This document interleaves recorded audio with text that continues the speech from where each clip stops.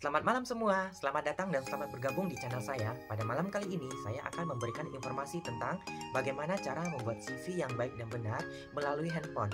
Bagi teman-teman yang tidak mempunyai laptop ataupun notebook, itu tidak perlu khawatir karena sekarang CV bisa dibuat melalui handphone.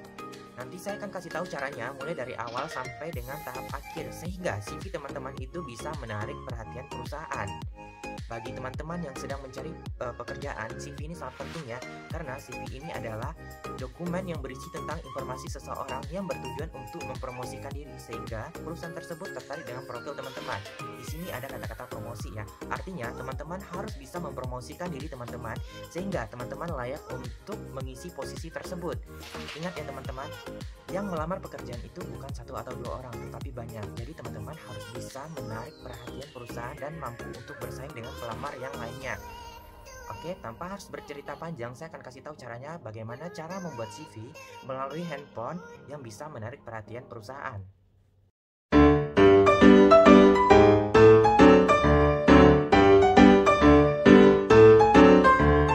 Pertama-tama teman-teman buka dulu aplikasi Play Store. Setelah itu tulis di pencarian pembuat CV PDF atau pembuat CV Maker ya, yang ini. Setelah ditulis, teman-teman nanti pilih lamaran kerja PDF. Jangan lupa diinstal ya. Jika sudah diinstal, tunggu beberapa detik, langsung kita buka. Nah, di sini ada beberapa informasi yang harus teman-teman lengkapi, mulai dari informasi pribadi, pendidikan, pengalaman, keterampilan, objektif, referensi, bahasa, prestasi dan penghargaan, tanda tangan, dan susunan keluarga ya. Kita masuk di bagian informasi pribadi ya. Bagian yang ini, nanti teman-teman isi data-data ini sesuai dengan data-data masing-masing. Mulai dari nama, itu nanti diisi nama lengkap, alamat, diisi alamat tempat tinggal sekarang, bukan alamat tempat tinggal di KTP. Tetapi kalau seandainya alamat tempat tinggal sekarang itu sama dengan KTP, ya sudah silakan diisi. Untuk email itu diisi alamat email yang official ya. Jangan menggunakan alamat email yang alay atau yang aneh-aneh ya. Nanti perusahaan akan menilai teman-teman itu tidak serius dalam melamar sebuah pekerjaan kalau seandainya menggunakan alamat email yang aneh-aneh. Contoh alamat email yang aneh-aneh itu seperti ini ya. Misal junet.doang@gmail.com seperti itu. Jadi saya sarankan untuk alamat email ini gunakanlah sesuai dengan nama lengkap masing-masing ya. Untuk telepon itu diisi nomor telepon atau nomor handphone yang bisa dihubungi. Tanggal lahirnya nanti diisi tanggal lahir sesuai KTP. Status pernikahan diisi status pernikahan yang sekarang, bukan yang ada di KTP. Untuk kebangsaan itu diisi Indonesia ya. Nah, untuk nomor WA ini itu diisi kalau seandainya nomor telepon teman-teman itu atau nomor handphone teman-teman itu berbeda dengan nomor WA ya. Kita tidak pernah tahu perusahaan itu mengundang teman-teman untuk mengikuti tes dan interview itu lewat mana. Apakah itu lewat nomor handphone atau nomor WA. Karena setiap perusahaan itu saya yakin berbeda cara prosedurnya. Untuk di bagian foto ini, gunakanlah foto yang formal. Jangan menggunakan foto yang menggunakan baju casual. Usahakan fotonya itu menggunakan baju kemeja atau jas yang formal.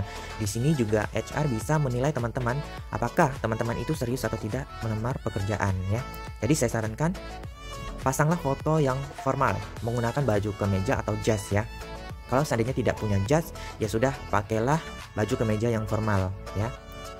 Kalau seandainya data-datanya sudah diisi dengan benar dan lengkap, jangan lupa diklik menyimpan.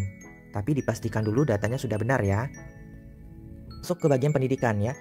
Nanti teman-teman tuliskan pendidikan mulai dari awal sampai akhir. Mulai dari SMA sampai pendidikan sarjana kalau seandainya memang teman-teman itu lulusan sarjana. Tapi kalau seandainya teman-teman hanya lulusan SMA, cukup menuliskan sekolahnya sampai tingkat SMA. Nanti dilengkapi data-datanya ya. Mulai dari sekolah, skor sama tahun. Tahun ini ditulis nanti mulai dari tahun berapa sampai tahun keberapa teman-teman itu menjalankan pendidikan ya. Begitu juga dengan pendidikan kedua, pendidikan ketiga, dan pendidikan keempat. Apabila data-data ini sudah benar, langsung diklik menyimpan ya, yang ini. Oke, kita masuk ke bagian pengalaman kerja. Nah, untuk di bagian pengalaman kerja ini, saya sarankan teman-teman menuliskan secara lengkap dan detail, beserta job desk teman-teman. Tujuannya buat ini ya, kalau seandainya teman-teman itu mempunyai pengalaman di bidang contoh admin, teknisi, engineer ya. Sementara teman-teman kan melamar di perusahaan sekarang ini contoh bagian engineer ya. Tetapi tidak lolos administrasi. Ketika HR membaca CV teman-teman ya, ternyata teman-teman itu pernah bekerja sebagai staf admin, mereka lagi buka lowongan tersebut. ada kemungkinan bisa ditawarkan juga ya. Makanya saya bilang tuliskan pengalaman ini mulai dari awal sampai akhir secara lengkap dan detail beserta job desk-nya ya. Contoh ini pengalaman saya. Saya pernah bekerja di PT ABC sebagai admin mulai dari tahun 2013 sampai tahun 2015. Apa saja yang pernah saya lakukan? Nah, ini dia seluruhnya ya. Ini dia. Dan begitu juga dengan pengalaman kedua. Ini contoh saya ya. Nanti teman-teman isi pengalaman ini sesuai dengan pengalaman teman-teman pernah bekerja di perusahaan sebelumnya ya.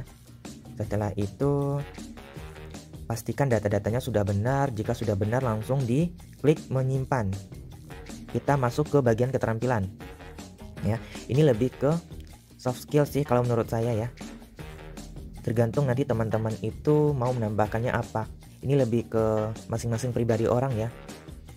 Nah, nanti teman-teman isi di kolom itu, misalnya teman-teman itu punya soft skill seperti membangun tim. Nilainya berapa sih? Ini yang bisa ngisi ini hanya menurut keyakinan teman-teman ya. Saya sejauh mana sih tingkat penguasaan saya gitu ya. Jadi isilah data-data ini secara benar dan secara real ya.